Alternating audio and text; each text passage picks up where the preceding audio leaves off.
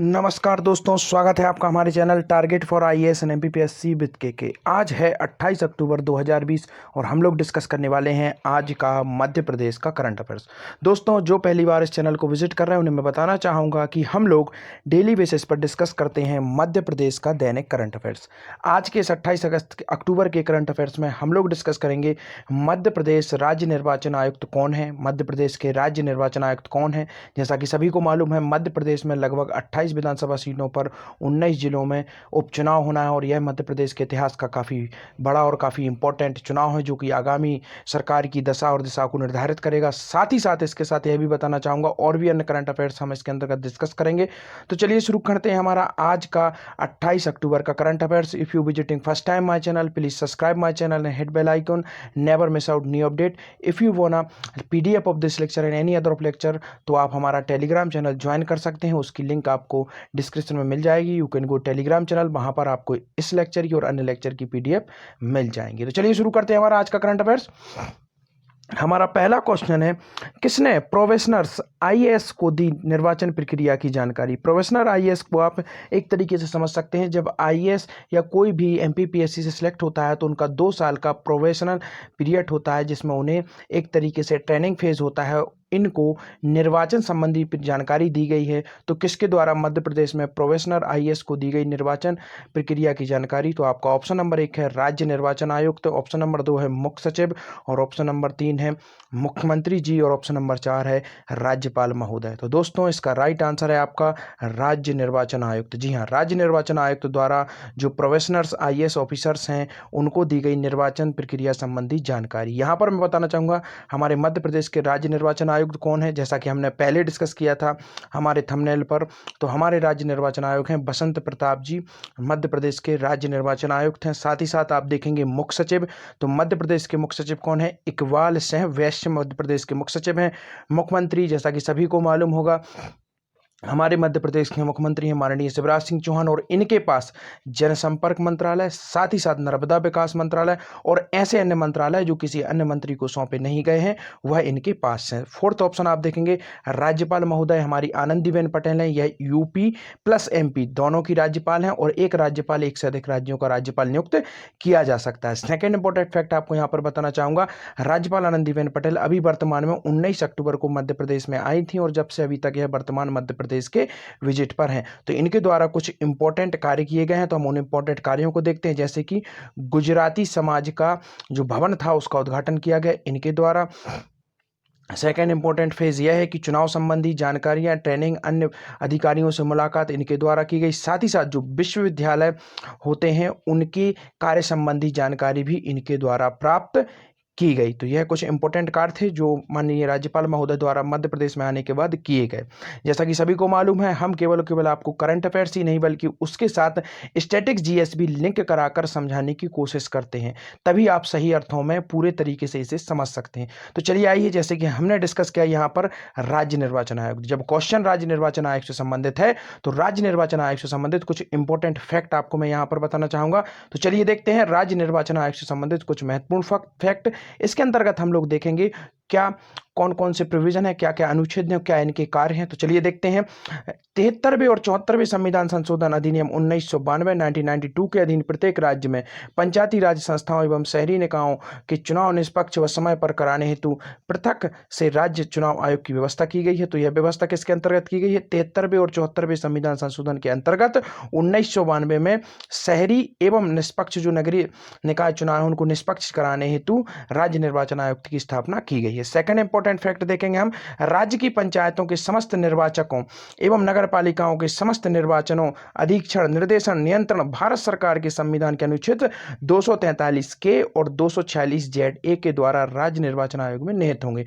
तो समस्त जो राज्यों की पंचायतें हैं उनके निर्वाचन और आदि जितने भी कार्य हैं वह अनुच्छेद आप यहां पर देख सकते हैं 243 के और 246 ZA के द्वारा राज्य निर्वाचन आयोग में क्या होंगे, निहित होंगे। तो चलिए आइए देखते हैं नेक्स्ट, इसका मुख्य इसका प्रमुख कौन होगा, राज्य निर्वाचन आयोग। और मध्य प्रदेश के कौन है, बसंत प्रताप सिंह, जैसा कि अभी हमने देखा, आपको बताया था मैंने।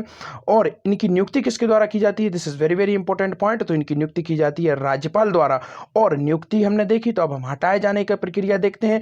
तो इन्हें उच्च न्यायालय के न्यायाधीश की तरह संसद द्वारा महाभियोग प्रस्ताव पारित करके राष्ट्रपति द्वारा पद से हटाया जा सकता है। तो जैसा कि सभी को मालूम है, महाभियोग की प्रक्रिया काफी जटिल है और उसी प्रक्रिया के माध्यम से राज्य निर्वाचन आयोग के जो प्रमुख हैं उन्हें हटाया जा सकता है, वरना उन्हें नहीं हटाया जा सकता। तो चलिए आइए देखते हैं हमारा नेक्स्ट क्वेश्चन, राज्य निर्वाचन आयोग ने किस बैच के प्रोफेशनल आईएएस को निर्वाचन संबंधी जानकारी दी। जब हमने पहला क्वेश्चन हमने देखा कि मध्य प्रदेश में जो प्रोफेशनल पीरियड पर आईएएस ऑफिसर्स हैं उनको निर्वाचन संबंधी जानकारी दी गई है, तो वह किस बैच के आईएएस अधिकारी थे जिन्हें यह जानकारी दी गई है। तो आपका ऑप्शन नंबर 1 है 2019 बैच के, ऑप्शन नंबर 2 है 2018 बैच के, और ऑप्शन नंबर 3 है 2017 बैच के, या इनमें से कोई नहीं। तो दोस्तों इसका राइट आंसर है आपका ऑप्शन नंबर 1। यह सारे आईएएस ऑफिसर्स थे 2019 बैच के और इन्हें राज्य निर्वाचन आयोग द्वारा प्रोफेशनल जो आईएएस ऑफिसर थे इन्हें निर्वाचन संबंधी जानकारी दी गई। तो चलिए आइए देखते हैं क्या है पूरी न्यूज।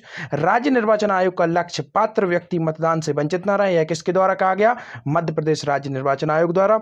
आयुक्त श्री सिंह ने प्रोफेशनल्स आईएएस को दी निर्वाचन प्रक्रिया की जानकारी। राज्य निर्वाचन आयोग का मुख्य उद्देश्य चुनाव में पात्र व्यक्ति मतदान से वंचित नहीं रहे और अपात्र व्यक्ति मतदान ना कर सके। राज्य निर्वाचन आयुक्त कौन है, बसंत प्रताप सिंह। मैं कई बार आप लोगों को बता चुका हूं, which is very very important. तो हमारे राज्य निर्वाचन आयुक्त कौन है, बसंत प्रताप सिंह ने वर्ष 2019 के प्रोफेशनल आईएएस के लिए आयोग में आयोजित ब्रीफिंग सत्र में श्री ने कहा कि आगामी महीनों में होने वाले नगरीय निकाय और पंचायत निर्वाचन में आप लोगों की महत्वपूर्ण भूमिका होगी। उन्होंने कहा कि यहां दी जा रही जानकारी को गंभीरता से लें, कोई संदेश हो तो उसे दूर कर लें। तो यह पूरी तैयारी की जा रही है, यह आगामी नगरीय निकाय चुनाव के हिसाब से की जा रही है। सेकंड इंपॉर्टेंट देखते हैं, कुछ इंपॉर्टेंट फैक्ट देखते हैं इनसे संबंधित। श्री सिंह ने कहा कि राज्य निर्वाचन आयोग के लिए नगरीय निकाय और पंचायत निर्वाचन महत्वपूर्ण होते हैं। आयोग का गठन जैसा कि हमने देखा 1994 में हुआ था। यह एक स्वायत्त संस्था है और आयोग में लगभग 4 लाख पदों के लिए निर्वाचन कराता है। तो काफी इंपॉर्टेंट है, यह मध्य प्रदेश निर्वाचन आयोग से संबंधित कुछ इंपॉर्टेंट फैक्ट है।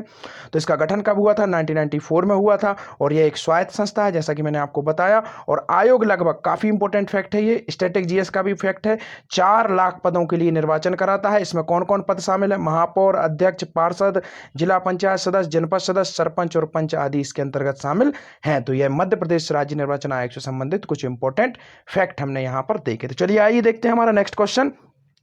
रिएट की ऑनलाइन लोक अदालत में हुई 9 प्रकरणों की सुनवाई, इसका फुल फॉर्म क्या है। तो यह जो वर्ड आप यहां पर देख रहे हैं, यह जो वर्ड है रिएट, तो इसकी जो ऑनलाइन लोक अदालत हुई उसमें लगभग 9 प्रकरणों की सुनवाई की गई है। तो ये रिएट का फुल फॉर्म क्या है, काफी इंपॉर्टेंट है, 1-2 एग्जाम्स में पूछा गया है, तो इसलिए मैंने इसे आज करंट अफेयर्स में शामिल किया है। तो चलिए देखते हैं, आपका ऑप्शन नंबर 1 है मध्य प्रदेश भू संपदा अपीलीय अभिकरण, ऑप्शन नंबर 2 है मध्य प्रदेश भू संपदा अभिलेख, और ऑप्शन नंबर 3 है मध्य प्रदेश भू संपदा अदालतीय अभिलेख, और ऑप्शन नंबर 4 है इनमें से कोई नहीं। तो दोस्तों इसका राइट आंसर है मध्य प्रदेश भू संपदा अपीलीय अभिकरण। जो रिएट इसका शॉर्ट फॉर्म है और इसका फुल फॉर्म क्या है, मध्य प्रदेश भू संपदा अपीलीय अभिकरण। चलिए देखते हैं क्या है इसकी न्यूज। रिएट की ऑनलाइन लोक अदालत में हुई 9 प्रकरणों की सुनवाई, 73,30,000 की लेनदारी से संबंधित 4 प्रकरणों का हुआ निराकरण। मध्य प्रदेश भू संपदा अपीलीय अभिकरण भोपाल रिएट में 23 अक्टूबर को वीडियो कॉन्फ्रेंसिंग के माध्यम से हुई लोक अदालत में 9 प्रकरणों की सुनवाई हुई। इनमें से 4 प्रकरणों का आपसी सहमति से निराकरण किया गया। लोक अदालत के लिए गठित खंडपीठ में सेवानिवृत्त न्यायमूर्ति श्री सुभाष काकड़े, सदस्यगण अधिवक्ता श्री दीपेश जोशी, योगेंद्र शर्मा शामिल थे। तो यह प्रमुख उसके सदस्य हैं जो उसके अंदर शामिल थे। तो चलिए आइए देखते हैं हमारा नेक्स्ट क्वेश्चन। काफी इंपॉर्टेंट क्वेश्चन है, कल भी मैंने आप लोगों को बताया था और आज के इस करंट अफेयर्स में हम उसको समझते हैं। मध्य प्रदेश की किस विधानसभा सीट के विधायक ने दिया इस्तीफा, काफी इंपॉर्टेंट है ये। तो आपका ऑप्शन नंबर 1 है सागर दमोह, और ऑप्शन नंबर 3 है होशंगाबाद, और ऑप्शन नंबर 4 है अमरकंटक। तो दोस्तों इसका राइट आंसर है आपका दमोह। जी हाँ, दमोह सीट से आते हैं, राहुल सिंह इनका नाम है और इनके द्वारा कांग्रेस पार्टी के यह विधायक थे। और मध्य प्रदेश में जो आपके जो रामेश्वर शर्मा जी हैं, यह अभी कौन है? यह अभी हैं आपके प्रोटेम स्पीकर हैं विधानसभा के, इनको इस्तीफा सौंपा गया है। तो रामेश्वर शर्मा को इस्तीफा सौंप दिया गया है। और रामेश्वर शर्मा कहाँ से विधायक हैं? यह भोपाल से विधायक हैं। तो किसके द्वारा इस्तीफा सौंपा गया है? दमोह के जो विधायक थे कांग्रेस के राहुल सिंह, उनके द्वारा इस्तीफा दे दिया गया है। आपका ऑप्शन नंबर 1 है सागर। सागर से कुछ इंपॉर्टेंट फैक्ट आपको बताना चाहूंगा। सागर में मध्य प्रदेश गंदगी छोड़ो अभियान की शुरुआत कहाँ से हुई थी? सागर से हुई थी। किसके द्वारा यह शुरुआत की गई थी? यह शुरुआत की गई थी माननीय नगरीय प्रशासन मंत्री भूपेंद्र सिंह द्वारा इसकी शुरुआत की गई थी। और यह सागर जिले से ही चुनकर आते हैं। सेकंड इंपॉर्टेंट ऑप्शन आप देखेंगे होशंगाबाद। यह नर्मदा नदी के किनारे स्थित है। इस काफी इंपॉर्टेंट है ऐतिहासिक दृष्टि से भी, और इसका वर्तमान नाम है नर्मदापुरम। इससे संबंधित एक इंपॉर्टेंट फैक्ट यह है कि मध्य प्रदेश में सर्वाधिक मेले कहां पर लगते हैं? उज्जैन में। और सबसे कम मेले कहां पर लगते हैं? आपके होशंगाबाद में। तो यह काफी इंपॉर्टेंट है। अमरकंटक, जैसा कि सभी को मालूम हो, नर्मदा का उद्गम यहीं से होता है। यहाँ से कुछ इंपॉर्टेंट फैक्ट यहाँ से निकल कर आते हैं, जैसे कि माई की बगिया यहाँ पर पर्यटक स्थल है। सेकंड इंपॉर्टेंट, दुग्धारा, जलधारा, यह सभी यहीं पर है। कबीर चबूतरा यहीं पर है। और सबरी माई की बगिया भी यहीं पर है। तो यह सब कुछ इंपॉर्टेंट फैक्ट हमने देखे प्रमुख जिलों से। चलिए आइए देखते हैं, जैसा कि डेली बेसिस पर पूछता हूं मैं आप लोगों से क्वेश्चन, और हमारा आज का क्वेश्चन है मध्य प्रदेश के कितने जिले अंतर्वर्ती जिले हैं? यहाँ अंतर्वर्ती से तात्पर्य मैं बताना चाहूंगा, अंतर्वर्ती से तात्पर्य हमारा है, ये जो अंतर्वर्ती वर्ड आप यहाँ पर देख रहे हैं, इससे तात्पर्य हमारा है ऐसे जिले जो किसी, जी हाँ, जो किसी भी राज्य की सीमा को स्पर्श ना करते हो। तो काफी इंपॉर्टेंट है यहाँ से संबंधित फैक्ट। तो मध्य प्रदेश के आपको ऐसे जिलों के नाम, ऐसे जिलों की संख्या बताना है।